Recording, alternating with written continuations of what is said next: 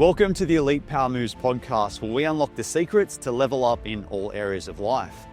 I'll be interviewing some of the world's top performers in their fields so that you can uncover and learn the strategies that have led to their overall success and apply it to your own life. James, welcome to the Elite Power Moves podcast. Really humbled to have you today. Such a well-known man in the US. Thank you for turning up today. Great to be with you. James, your book, Education is Freedom, has been promoted by global icons like Mr. Beast and Snoop Dogg. What does their endorsement mean to you, and how does it amplify the book's message about education and leadership? Well, I've been very fortunate to have a range of people from Snoop Dogg, as you mentioned, to collaboration with Mr. Beast, to Buzz Aldrin, the famous astronaut, first, he and Neil Armstrong were the first men on the moon. Indra Nooyi, the former chairman of PepsiCo. I've had some just amazing people willing to help out and spread the message. And basically, I think the reason that everyone has been so collaborative with this project is it's really a movement. It's a movement to get everyone to recognize worldwide the power of education for humanity, especially as we approach the information age and AI coming. It's more important than ever before that we help all of our fellow humans get a breadth of knowledge that will help us manage AI and use AI for machine learning to enhance human learning. 100%. I really agree with you. And my sort of philosophy and the way I see the future, James, is we're coming into a generation where our younger generation are either going to be mindless or mindful. Exactly. There's going to be so many easy tools for them just to switch off from being present with themselves. And I think education is definitely so important. Exactly. In fact, I've been running a little counter to many of the beliefs that are out there now that, children are too wrapped up in their device and they're going to be mindless and they're just mindlessly scrolling, etc. I have a different point of view. And here's what it is. Basically that I had to learn from a set of encyclopedias. That was basically my core access to information about the world. And in my hand is a portal to unlimited learning, unlimited access to information. So it's not the device that is threatening our young people or the way they use it, perhaps. It's what are we doing to make available education online and into those devices to use the digital technology available to light up curiosity among our young people, which is really the key to learning. Once they're curious and once they begin to explore, they will, I think, seek education the same way they seek, you know, uh, cute videos of cats today online, because that's what's available today. 100%. I really love what you're doing, James. It's definitely going to make an impact. And I find that the top leaders that I work with and that I know use the words more contribute, more than succeed and achieve, because it's what they contribute that makes them feel fulfilled, and they know they're leaving that legacy of life behind. Yeah, I learned at a very early age also an important element of that is that shareholder value and social good are not mutually exclusive. People think of CEOs as being shareholder value driven and all about themselves and all about the money. But most of the CEOs that I know and have had the pleasure of working with see their role in a broader fashion as a responsibility to, yes, their shareholders, of course, but to the society in general that they live in, and they recognize the power of that pulpit, if you will. As a CEO, you have a lot of strength to be able to bring about positive change. So yeah, I think it is a great opportunity, and I think more and more people are recognizing the power of their contributions back to make this world a better place. 100%. James, that sort of leads into our next question. James, as the former CEO of Blockbuster and 7-Eleven, you've led some most of the recognizable brands in the world. How has your leadership lessons from these roles shared in Education is Freedom? I what I tried to capture are those things. I'll call them meta skills. In fact, I'm launching a series of videos called Meta Skills University, and in that approach, and also in the book itself, what I tried to capture was those. Call them soft skills. I prefer to call them meta skills, but those things that we don't necessarily learn in school. And yet, those things that have been, for my career anyway, instrumental to creating success. So I've created something called a hierarchy of success that at the baseline of it is character. And how do you teach character? Well, I try. I put character in the context of brand value, differentiation. We each have a brand based on who we are, and how we look, and what's inside. So that baseline of character is fundamental to anyone's success. And then I go up the triangle through cultural literacy and critical thinking and curiosity, all the way up to the top of the triangle of what I call the hierarchy of success is change. And if you have those elements, those meta skills that I'm hopefully helping others develop without having to have 40 years of work experience, if you have those meta skills, then you will be able to manage change in a proactive fashion, not react to change in a negative way with aggression or resistance, but instead see every change as opportunity. And I've actually coined the expression in the book, CEO, change equals opportunity. It's the role of the CEO. Yeah. And so, yes, I've tried to make it simple, to give people a roadmap to how these meta skills can actually turn into success. I think it's so important for our future generation to learn basic skills. As we know, the education system in both the US and Australia doesn't really teach people just basic skills about entrepreneurship or business or mindset or even just education around nutrition and reading labels and understanding society. So I think it's really important, that we change the way that we're educated. I agree, and I think it's possible. If you think about historically why we educated people the way we did, it was really a matter of expedience. We had to educate massive numbers of people for the machine age. So everything was about, just like the machine age, everything was about standardization for efficiency, right? So we had a bell curve for grading performance. We had classes that were um, led from one class to another with a bell, just like the shop floor. Everything was about mass production of an educated workforce. Well, today our needs as society are so much different in the information age.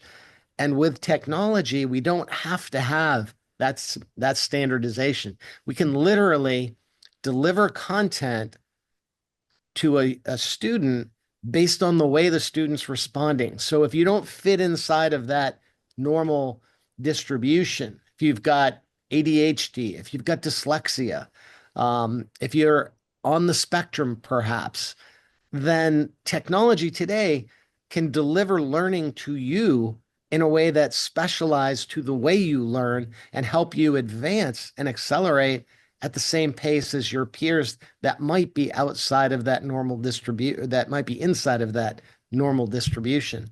So yeah, the future is very bright if we harness the power of technology to change the way we teach and learn. I think it's really important. Obviously, being a CEO of three companies myself, I have ADHD, so learning in school was difficult for me. I just thought I couldn't focus, and having some tools to help me back then could have amplified my education and pushed me to a further path in my career as well. So I think that's a really important point that we should look at. Oh, it's absolutely. And I mean, you're a good example. You've channeled some of the most incredibly intelligent and successful people in the world struggle from ADHD or struggle from some of these learning disabilities. And you're a great example. You've actually put it to work as an entrepreneur. But imagine the power now of being able to accelerate your formal education at a pace that's at or higher than somebody without ADHD because of the way that content's being delivered. Another great example, I've got friends whose children are autistic. Well, autistic children, many of them have savant capabilities that, if I've seen a child who may be autistic, but you put them in front of a keyboard and they can play like a concert pianist. It's amazing. So the question is, how do we use technology to really leverage those capabilities that are inherent in all of us, but sometimes we go through our whole life and never have the ability to learn what it is we're good at and what it is we can excel on. So yeah, it's very Yeah. exciting.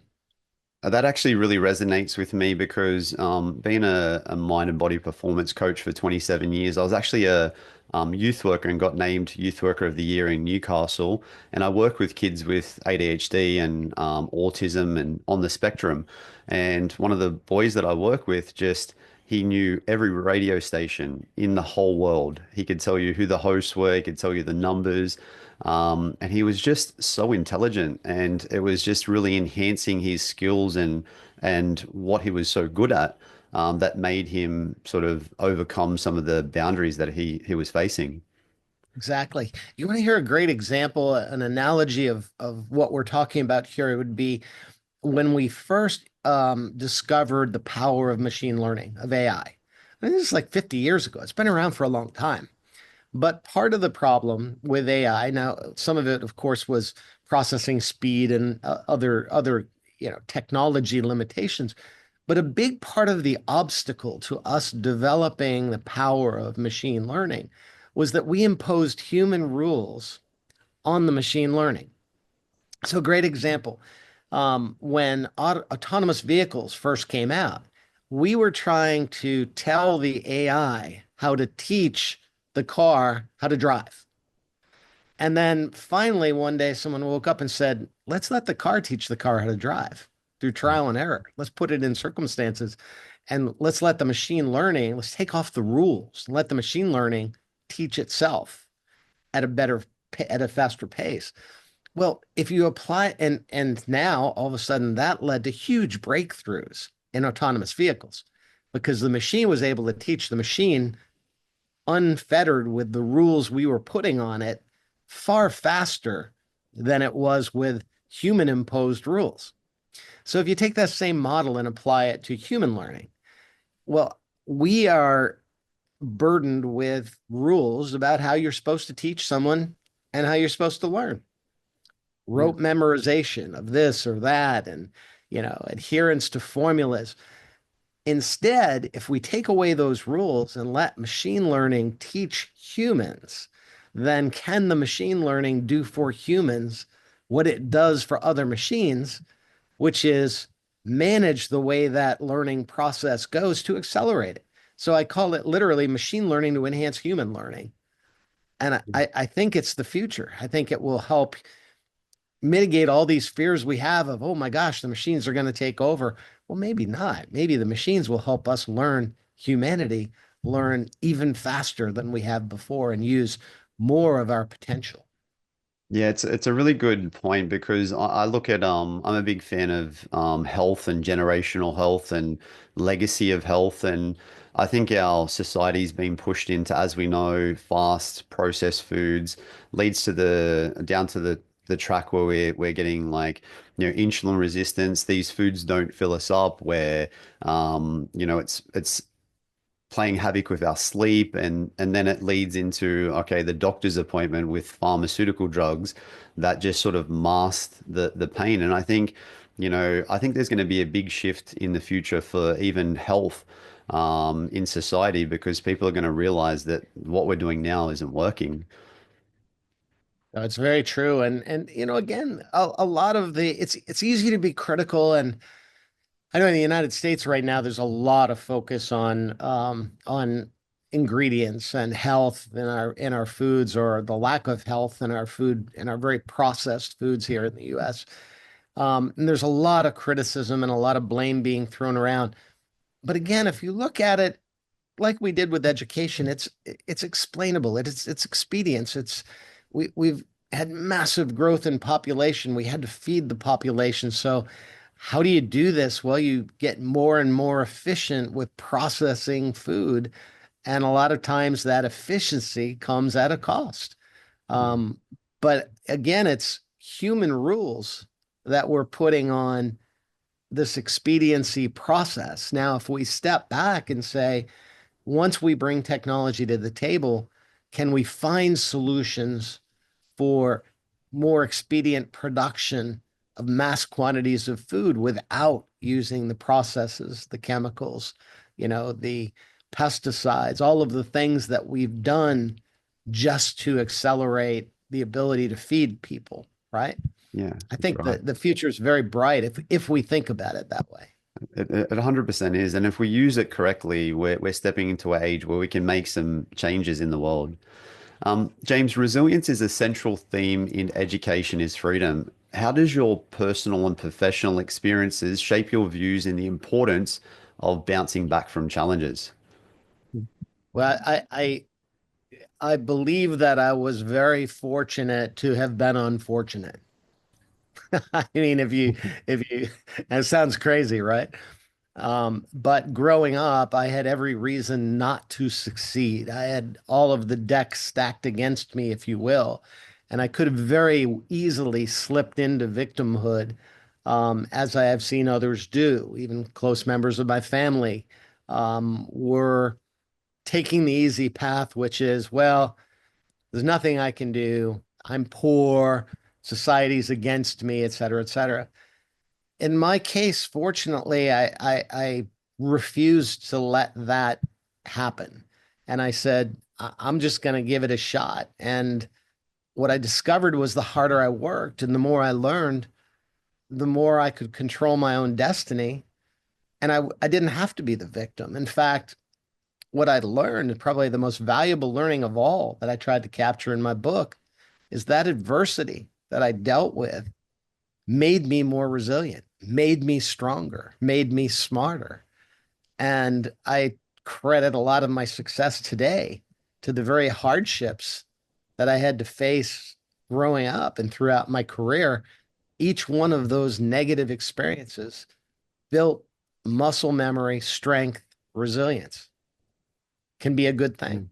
And I think it's really important for our future generation to understand how men like you achieved, because there's really two choices in life. We've got the bitter hard now for an easy life later, or we've got the easy life now for the hard life later. And like we said, with being present or being distracted in the future for kids, they've got those two choices. And I think education from men like you is going to be crucial for for this future generation. Absolutely crucial. And it really starts with the individual. And if I don't have children, but what I would infuse in my children if I had them, what I encourage every parent to put into their child is that your future really is in your hands. It's the subtitle of my book, but it truly is possible for each of us to take control of our own destiny. And it begins with how we respond to stimulus around us. If we respond negatively, we're creating negative energy and we will get negativity back. We have a positive outlook and look for opportunities in even the most adverse conditions, then we'll learn that positivity will bring positivity back to us, and we can literally change the way our energy is focused toward good versus bad. And it's within our control. So Yeah. my I challenge is, how do I teach that? How do I use my own experience and help others experience that? I really vibe off that answer, James, because being an NLP coach as well, I think we got to understand the power of the mind. And one of the key things that I'll teach the kids that I work with, or my children, is just to ask themselves or ask their subconscious what they want the most. Because as we know, when we want to buy the red Jeep, we see it everywhere. It creates it in our reality. And I Yeah. think, the power of the mind and, being positive and being able to bounce back from resilience and, keep that positive mindset on what you want to achieve, it just creates that in your reality. It really does. And Michael, we know so much about the world out there, and we're even learning more about the cosmos than we know about sometimes ourselves. That as humans, we are energy, let's face it, right? And our body is made up of physical body is made up 90% of water. And there have been so many studies of how water responds to energy, right? And if you take a bowl of water and you put an energy source into it, and a positive energy source, you can see good things happening in the water, or you can see bad things happening. And if we just think about it from basic neuroscience, and if we think about our brain as a computer and that there is an energy source there, then are we able to control the positive force of energy in our own body? And then once we're able to do that, if we are able to do that with our positive thoughts, our positive outlook, trying to keep that energy on the positive side versus the negative, how is that being transmitted to someone else that we're interacting with? And how do they feel physically based on the energy that we're transmitting, which we do? We know so little about neuroscience and about all of this sort of metaphysical capability. But I think if you just, for me, I just dumb it down into something I can understand, which is if, I mean, the good old fashioned, lessons from the Bible. If I want to be treated a certain way, I hope then I have to treat others the way I want them to treat me, right? The Yeah. basic fundamentals of humanity. There's neuroscience behind it. And it's not just feel good things that we get from our religion or our faith, but there's actual science behind why all of this is important. It's actually been proven by Einstein with the double slit experiment that what we focus on, we focus on and we become. Um, Yeah. James, your journey from corporate leadership to authoring No, that means education. I'm gonna become a giant bowl of ice cream if that's the case. No, I'm like that. I actually have a 7-month-old son, so I've got an alarm clock that goes off about 5 times a night. So my head's always thinking, "Oh, I'm tired," but I've got to remind myself I'm not.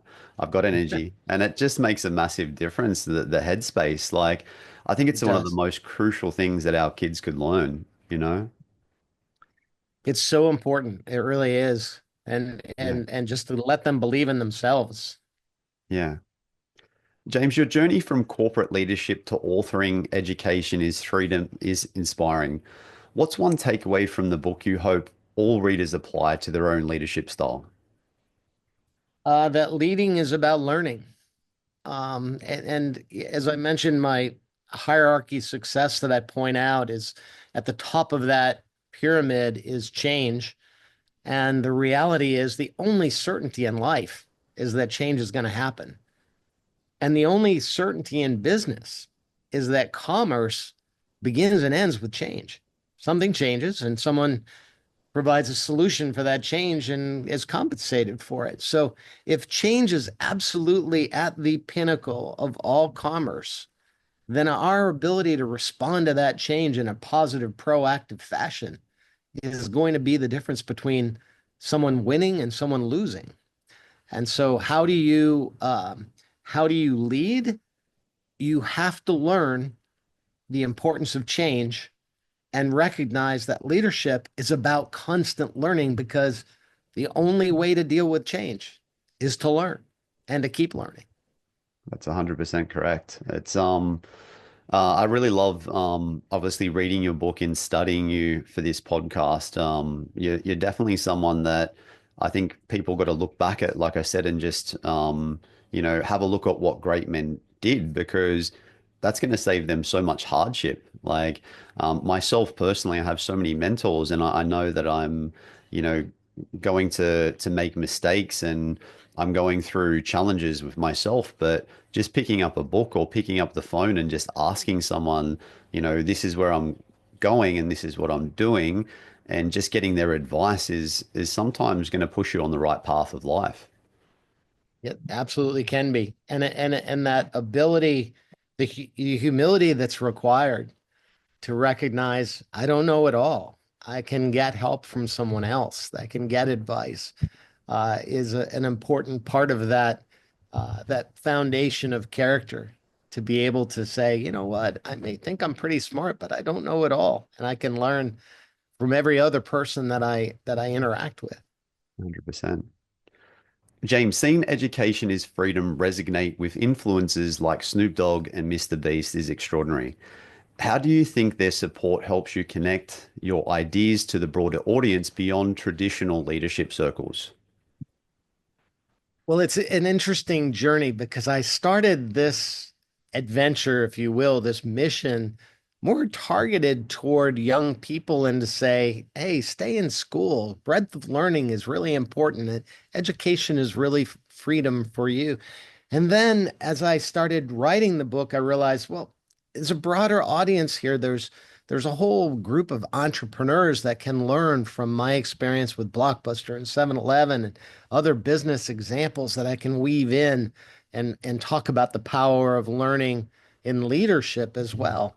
And then once I finished the book and I started getting out on the speaking circuit and talking about it, I discovered that even people like Mr. Beast or Snoop Dogg, who you wouldn't think would be my target audience for the book necessarily, they recognize the importance to society overall, to the world we live in together, for us to be able to use knowledge to overcome fear. In fact, there's a beautiful commercial that I don't know if you saw, but Snoop Dogg and Tom Brady did a commercial for the Super Bowl. And it was two men standing very close to each other. Basically, we all recognized who they were. And they had this negative exchange like, I hate you because you're different. I hate you because of this. I hate you because of that. And really, the message was that hatred comes from fear of our differences, misunderstanding. And you know what? There's really nothing to be afraid of, because if we have the ability to learn about each other and we have what I like to call faith, if it was Star Wars, we'd call it the Force. But if you've got a belief in a higher power, a higher calling, whatever your religion is, or even if you have none, then you have a belief in yourself and a belief that you can learn anything, then we truly have nothing to fear. And Tom Brady and Snoop Dogg can look at each other and say, you may be different from me. You may look different. You may have different skills, but I'm going to embrace those differences because I have nothing to fear and I have everything to gain from learning from you. So that's That's really the powerful. message. It's really powerful.